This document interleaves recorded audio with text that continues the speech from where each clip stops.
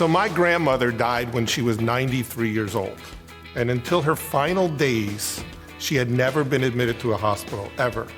I remember she used to say that everyone that she knew who died in a hospital. So it made logical sense to her that if she was never in a hospital, she'd never die. The fact is, though, that most people do die in hospitals. But hospitals are amazing places where doctors and nurses and staff and therapists perform miracles every day. But what my grandmother was really saying was that hospitals were scary. It's something that we all know. This lecture is about enhancing the patient experience, but it's about more than that. It's about communication and relationships, and it's about the well-being of each and every one of us.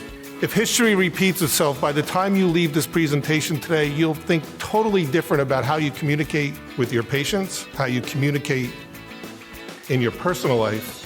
And I'm told many times that when you leave here today, if I do my job correctly, you'll leave here with a newfound excitement about why you went into medicine in the first place. It's all about communication. You see, it's not what we say, it's how we say it. And your body language is the most important part of building rapport. Whether you're meeting somebody in a bar or it's a patient that you're meeting for the first time, it's important for you to make that connection. And we build rapport through our nonverbal language. If I say something to you, I might have all the compassion in my voice. I might ask you if you have any questions. But if my body language is saying, I really don't care and I hope you don't have any more questions, it's going to create anger and confusion. So you must make sure that your body language and your verbal language are both consistent. I've been doing this for 12 years, teaching communication to healthcare professionals. And for 12 years, over and over again, multiple times a day, I tell people, sit down. It's the simplest thing that you can do and the most important step in building rapport. Multiple studies have shown that when you sit down, patients perceive that you spent nearly twice as much time in the room as if you spent the same amount of time standing up. Most of the time I get my emergency room physician friends who say to me, listen, I got 5 minutes to see a patient. There's no way I'm gonna build a relationship. And I'll tell them, well, I can teach you tricks to form relationships with people in a very, very short period of time, just by changing a word. When you use the word personally, it bonds you to somebody immediately. Someone who's there for you makes all the difference in the world. A few months ago, I needed a cardiologist. I was having some palpitations. So I called up and I tried to make an appointment with the cardiologist at my office. And the woman on the phone says, the first appointment I can give you is 2 weeks from Tuesday. I don't like to do this, but I was desperate, so I said, listen, my name's Dr. Orsini, I'm on staff here. You know, can you do me a favor, squeeze me in, doctor? And she said, nope.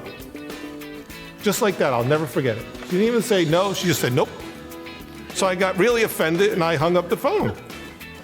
I picked up the phone, I called the second cardiology group, that was my second choice. I called the receptionist and the receptionist said, I don't have an appointment for 3 weeks. So I said, hi, I'm Dr. Orsini, I'm on staff here, is there anything you can do for me? She said, Dr. Orsini, let me see what I can do. She hung up the phone, she put me on hold. I was on hold for about 3 minutes, and in my heart, I truly believe that she went to the bathroom, that she took care of the next person online, answered a few phone calls, filed her nails. I don't think she tried anything. But the point is, she got back on the phone and she said, Dr. Orsini, I really tried. I did everything I could, but one doctor's on vacation, we're really backed up. But I promise you that if we have any cancellations, I will personally call you. I said, sure, that's fine. I'll take 3 weeks from Thursday. I waited a whole extra week because I felt that this person was personally going to take care of me. Hopefully you'll be more aware of your nonverbal language. You'll be able to practice these techniques to form real relationships with your patients. When you leave at the end of the day, you'll not only have made the patient experience better, you'll avoid burnout, and you'll be reminded of why you became a nurse or a doctor in the first place.